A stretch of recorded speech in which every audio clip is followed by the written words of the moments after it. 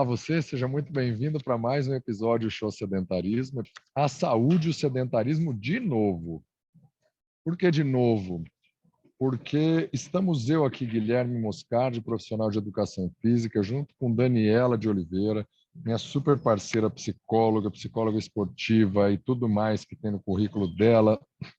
O link do Instagram está no descritivo desse e de todos os outros episódios para você conhecer e contratar Daniela de Oliveira. Dani, eu peguei um estudo, só um assim, científico, recente, que colocou algumas correlações diretas entre algumas doenças que estão mais presentes em indivíduos sedentários. Por exemplo, doença arterial coronariana, 60% está nos sedentários, 40% na outro tipo de população. Hipertensão arterial, 30% dos sedentários. Isso é muito relacionado com a alimentação também. Agora, isso que é punk da gente saber e, ainda assim, as pessoas resistirem ao sedentarismo. Câncer de cólon no intestino, 41% está relacionado ao sedentarismo. Câncer de mama, 31% relacionado ao sedentarismo. Diabetes tipo 2, 50%. Metade dos diabéticos que não são insulino dependentes, que acabam tomando, mas que poderiam ficar sem o uso de insulina. 50%, metade deles está relacionado ao sedentarismo. E osteoporose, 59%. Diga você, psicóloga, por que é que, mesmo a pessoa sabendo que tem algumas doenças que vão ficar correndo atrás dela se ela ficar sedentário, ainda assim eles ficam no sedentarismo? Então vamos lá. Falando aqui do meu lado, né, da psicologia, eu sempre digo para todo mundo, né, que tem coisas que a gente aprendeu a fazer e coisas que a gente não aprendeu, né, inclusive em termos de padrão emocional, né? Então, existe sempre alguma coisa, né, que nos impede de fazer algo, bem entre aspas, né, esse impedimento. Por quê? Porque não é algo que nos impede, somos nós que nos impedimos, né? É algo que nós fazemos conosco, né? Então, diante da atividade física, o que eu faço comigo, né? Qual a minha emoção diante da atividade física? Qual a relação que eu desenvolvi com isso, né? E como eu mudo essa relação, como eu faço uma variação da emoção que eu tenho diante da atividade física e do lugar que a atividade física vai ocupando na minha vida e que eu vou dando, né, para a atividade física na minha vida. Então, eu acho que eu mudo, então? Como eu mudo? Como? Justamente o como é uma grande pergunta, né? Porque se a gente percebe como a gente faz, então, se diante da atividade física eu me sinto agitado, né, e eu me aperto e fico ansioso, então como que eu vou desorganizar um pouco desse aperto, dessa ansiedade? Se diante da atividade física eu me largo e eu fico muito preguiçoso, né, e eu fico lá sem vontade nenhuma de fazer, como que eu vou me recrutar um tanto, né, me conter um tanto para ter a disposição para ir fazer atividade física? Fora isso, estou falando de estratégias emocionais, né? Fora algumas estratégias bem simples, entre aspas, também, porque nem tudo aquilo que é simples é fácil de fazer, né? É simples, mas nem sempre é fácil, né? Que é do gênero, se eu me coloquei que eu vou praticar atividade física de manhã, se eu entendo que praticar atividade física de manhã é o melhor horário para mim, eu já tive pacientes que iam dormir com a roupa da academia, né? Porque daí acordar e falar, bom, já estou com a roupa mesmo, vamos lá. Deixa o celular longe da cama, né? Deixa o despertador longe da cama, porque você vai ter que acordar, você vai ter que efetivamente levantar para ir desligar o celular, né? E se você faz isso, se você tem que levantar da cama para ir desligar o despertador, você já está de pé, né? Então, tem alguns truques, entre aspas, simples. Se você está de home office e decidiu que você vai na academia depois do trabalho, trabalhe com a roupa da academia, pronto para ir para a academia. Se você está indo para o trabalho, leva a mochila, já leva as coisas na sua mochila. Então, são algumas coisas que a gente vai acoplando no dia, né? Para ser uma transição entre uma coisa e outra. E não você interromper uma coisa para depois fazer a outra. Então, os rompimentos geralmente tornam as coisas mais difíceis. Vou dar um exemplo, né? Quando a gente está lá nadando, dentro da piscina, se você está nadando, por exemplo, borboleta, peito, até mesmo crawl, se você dá uma abraçada e para, é muito mais difícil você pegar o movimento daquela inércia para dar a próxima abraçada, é muito mais pesado, né? Se você tem um movimento contínuo, né, você consegue, é muito mais fácil você desenvolver, né, o seu estilo, você desenvolver a propulsão, né, o caminhar na água, vamos dizer, o deslocamento na água. E eu acho que isso vale também da mesma coisa, né, como eu acho que o esporte é um recorte da vida, isso vale para a vida. A gente pode estudar essas estratégias de como a gente faz os nossos movimentos para trazer isso para a nossa rotina cotidiana. Uau, quanta coisa, né? Eu vou pegar aqui uma que você disse de dormir com a roupa da academia. Não é muito ecológico eu trocar de pijama todos os dias, né? Por lavar a roupa na máquina ou na mão, gastar sabão, gastar água à toa. Se você ouve cronologicamente, algumas cidades estão em estado de atenção com a falta de chuva, começou a chover, mas ainda não é suficiente. Se você ouve fora de época, isso acontece em alguns períodos no Brasil. E seria uma ótima estratégia para dormir com o pijama sempre fresco, porque ele vai suar depois na academia, você põe para lavar. Você já usou para dormir e para treinar. Eu gostei dessa estratégia aí. Parece bobagem, mas faz uma baita diferença.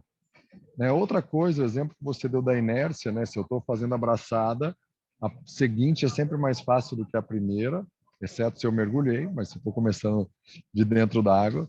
E sim, é muito mais fácil a gente continuar no hábito de estar ativo do que começar a romper o sedentarismo. É o passo mais difícil, é sempre o primeiro, mas gosto de pensar em cadência, em obrigações. Eu não sei se eu vou treinar, mas a mochila está aqui. Essa desculpa eu não vou ter.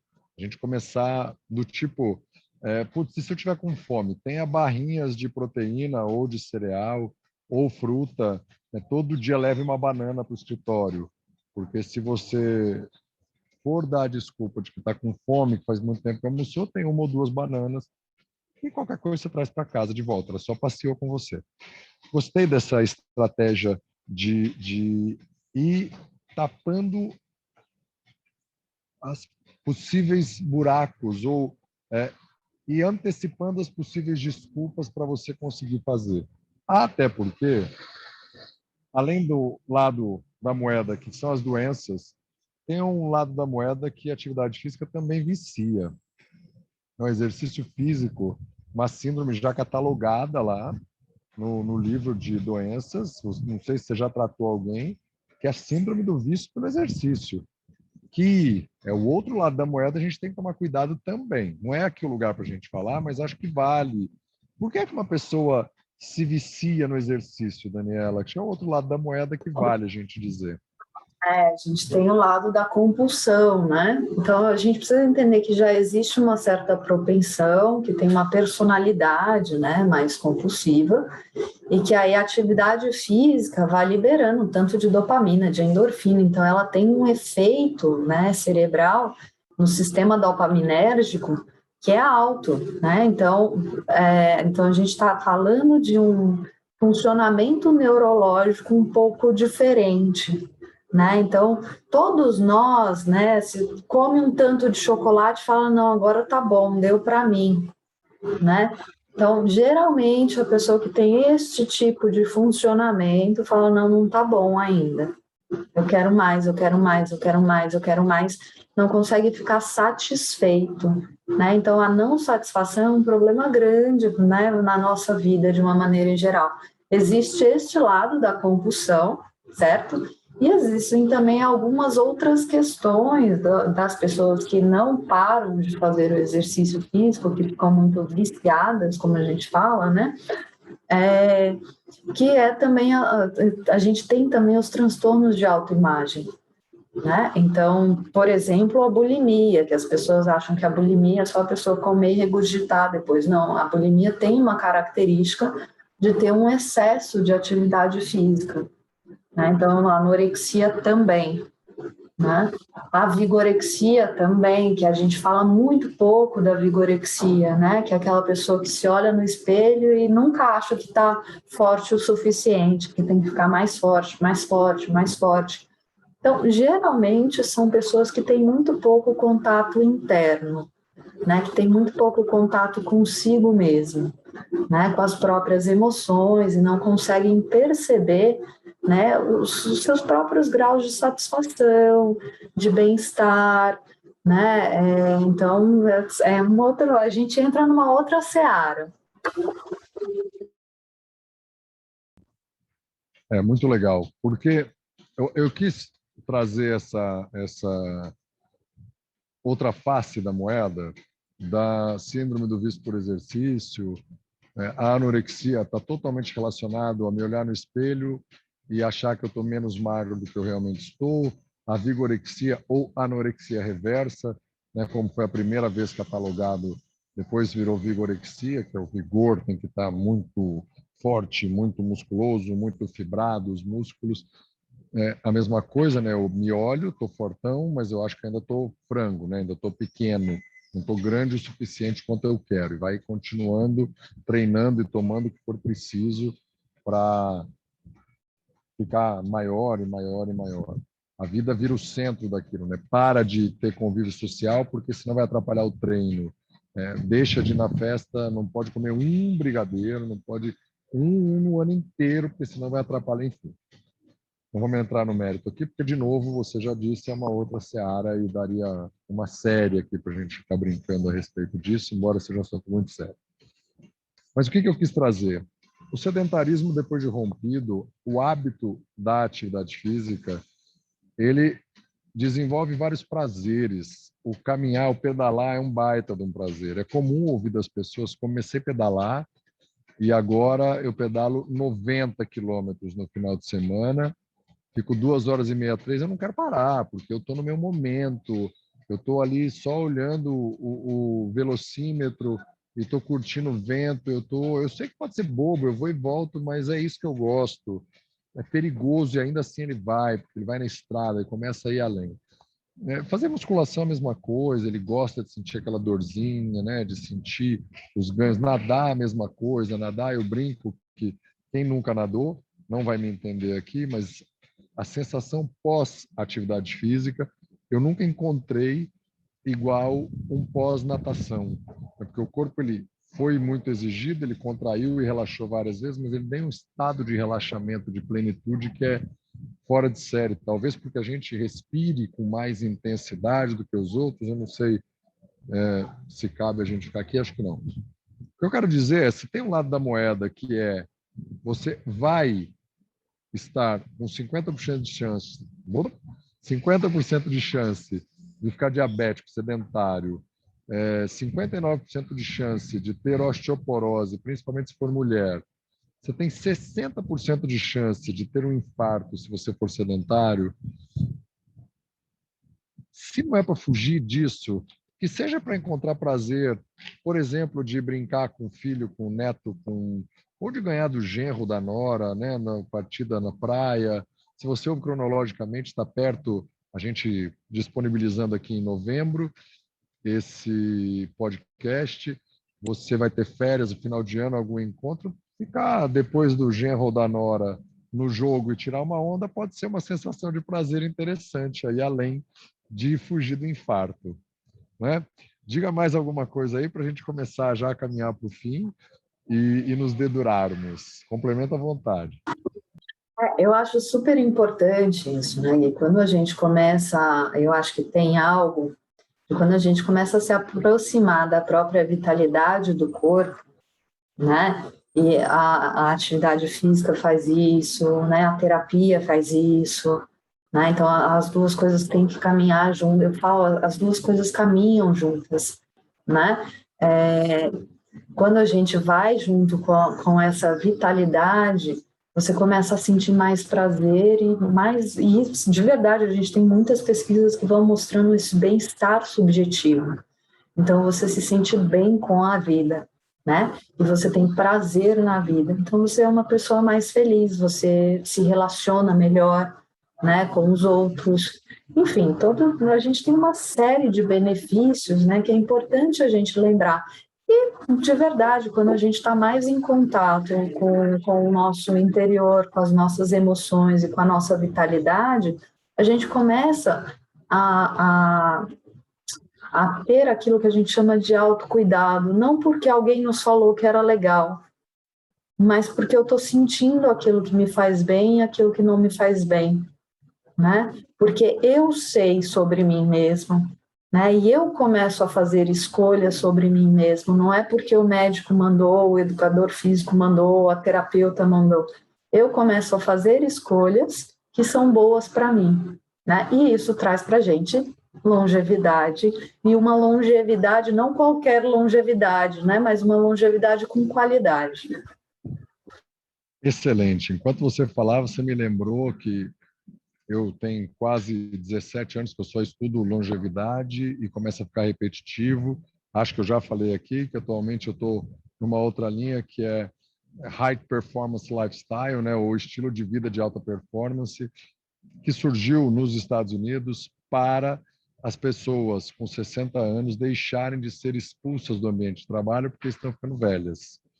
E eu não preciso citar muitos exemplos que todo mundo que ouve vai lembrar de executivos que foram presidentes da empresa até 90 anos, que são parte super importante de empresas aceleradíssimas com 80 e poucos anos, entre tantos outros. Normalmente essas pessoas tinham algum hábito de atividade física ou foram atletas de algum nível, né? Aqui no Brasil a gente pode citar Abílio Diniz, Jorge Paulo Lemann, que estão aí acima dos 70 e 80 já o Abílio, e com uma lucidez e uma capacidade de trabalho assustadora, muito superior a muitas pessoas com 30, 40 anos. O Isso próprio não é Drauzio fome de Varela, dinheiro. né? O próprio Drauzio Varela, que está Sim, até hoje trabalhando, tá? Faz as suas corridas, etc. É uma pessoa que ainda está aí no campo de trabalho. e forte, né? E muito consistente. Então, se você não quer, dá para melhorar. Por exemplo, por que eu romperia o sedentarismo? Você romperia para você é, ter mais alta performance no trabalho. Não precisa ser para nadar igual a Dani teve. Não precisa ser para ganhar uma prova. Pode ser simplesmente para ser o cara que aguenta ficar mais concentrado na reunião, aguenta mais as longas jornadas, férias, enfim, tudo que está relacionado ao trabalho. Por que não? Né? Então, desejo realmente que você tenha aí agora, se está sentado, já levantou, está fazendo alguma coisa. Complementa aí para a gente se É, dedurar. eu falo que pode ser o cara também que se regula melhor emocionalmente, né, nas reuniões. Isso é bacana. São soft skills que a gente vai desenvolvendo, né, que é tão apreciado hoje pelo mercado. E o esporte ajuda muito a gente a desenvolver isso, né? E já dedurando aqui o que eu fiz, eu nadei. Muito bem. Hoje eu ainda não treinei. Acabando aqui a gravação, vou fazer uma série de musculação. Vou treinar pernas. Muito embora ontem eu tenha remado meia hora. Anteontem eu tenha pedalado 45 minutos. E hoje eu já pedalei 15 minutos para dar uma aula e 17 minutos para voltar, porque era subidinho. Então, eu já estou com a conta paga. Mas, como para ter alta performance eu preciso de massa óssea, eu vou fazer musculação, que eu não gosto tanto, mas que me faz muito bem. Por isso, se você quiser um lado da moeda, que é fugir da doença, ou o outro, encontrar prazeres que a atividade física, né? Um é o sedentarismo, outro prazeres que a atividade física proporciona, você deve dar um show no sedentarismo.